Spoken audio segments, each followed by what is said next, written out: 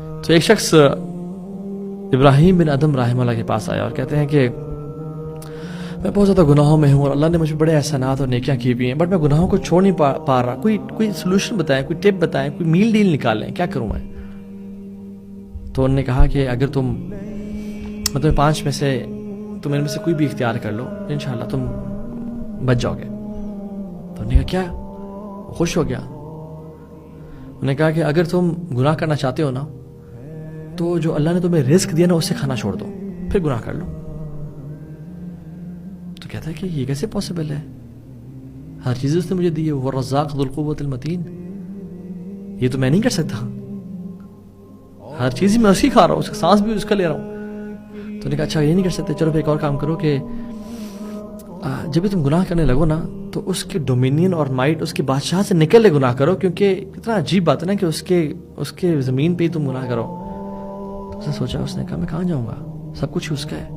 لہو ملک السماوات والارض، ہر چیز ہی اس کی ہے، میں تو نکل نہیں سکتا. تو یہ آپشن بھی میرے لیے بالکل پاسبل نہیں ہے. تو تھرڈ کوئی بات بتائیں.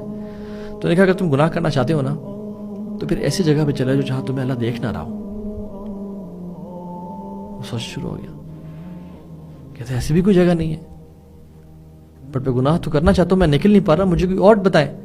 تو کہتے ہیں کیسے ہو سکتا ہے کہ تم اس کے دیے ہوئے رزق سے کھا رہے ہو، اس کی زمین پہ رہ کے وہ تمہیں دیکھ رہے ہیں اور تم گناہ کرو. نے کہا اچھا فورتھ آپشن کیا ہے؟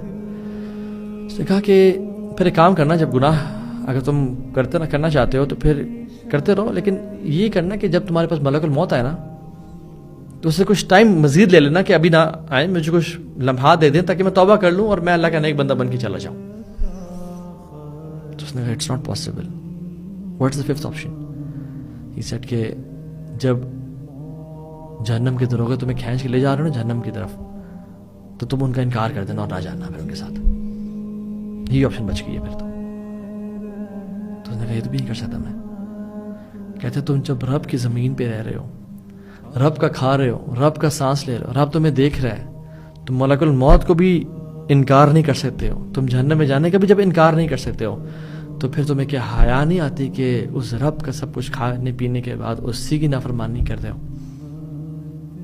You should leave the life of sins then. This is the only option. And then اس کو جب یہ thought provoking questions سے سنے تو اس نے پھر گناہوں کی لائف کو چھوڑ دیا.